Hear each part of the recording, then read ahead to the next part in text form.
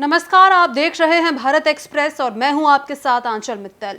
क्या आपने कभी सोचा है कि सऊदी अरब जो चारों तरफ रेगिस्तान से घिरा है, वहां रेत की कोई कमी नहीं है, लेकिन फिर भी वो रेत को आयात यानी कि इंपोर्ट करता है।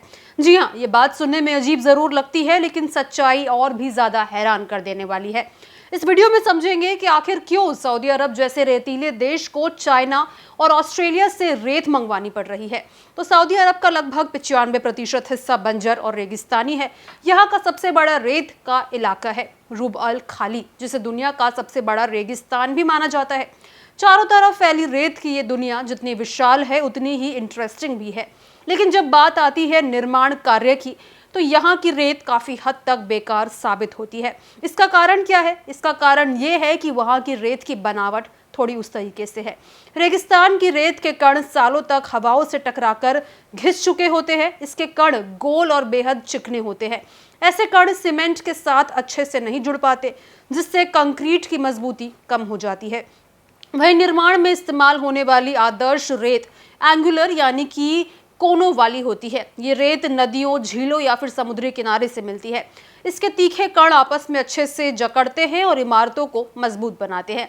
इसलिए जब बात आती है गगनचुंबी इमारतों, स्मार्ट शहरों और मेगा प्रोजेक्ट्स की, तो सऊदी को बाहर की रेत चाहिए होती है। सऊदी अरब फिलहाल अपने विजन 2030 पर तेजी से काम कर रहा है।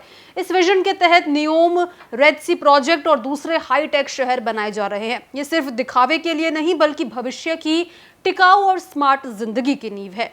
ऐसे मेगा प्रोजेक्ट्स में सिर्फ कंक्रीट की जरूरत नहीं होती, बल्कि बेहद उच्च गुणवत्ता यानी कि बेहद अच्छी क्वालिटी वाली रेत चाहिए होती है। यही कारण है कि सऊदी अरब ऑस्ट्रेलिया और चीन जैसे देशों से रेत मंगवा रहा है। तो वहीं ओएसी वर्ल्ड के मुताबिक 2023 में ऑस्ट्रेलिया ने करीब $273 मिलियन की रेत एक्सपोर्ट की, जिसमें से $1,40,000 की रेत सऊदी अरब ने आयात की। संयुक्त राष्ट्र के पर्यावरण कार्यक्रम के अनुसार हर साल दुनिया में करीब 50 अरब टन रेत की खपत होती है और यह आंकड़ा हर साल तेजी से बढ़ रहा है। सऊदी इस लिस्ट में अकेला नहीं है। यूएई, कतर और अन्य खाड़ी देश भी बड़े पैमाने पर रेत इंपोर्ट कर रहे हैं।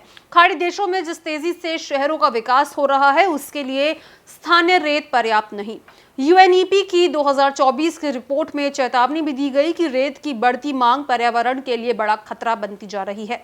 नदियों, समुद्र और झीलों से अंधाधुंध रेत निकालना इकोसिस्टम को नुकसान पहुंचा सकता है। अब कुछ देश रेत के विकल्प पर भी काम कर रहे हैं, जैसे कि पिसी हुई चट्टानों से रेत बनाई जा रही है, लेकिन अभी तक इसका कोई मजबूत और सस्ता विकल्प सामने नहीं आ रहा।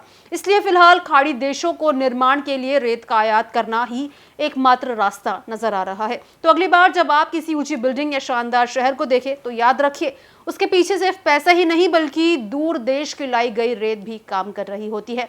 हमें कमेंट बॉक्स में जरूर बताएं कि आपकी इस पर राय क्या है और वीडियो को लाइक और शेयर करना बिल्कुल मत भूलिए।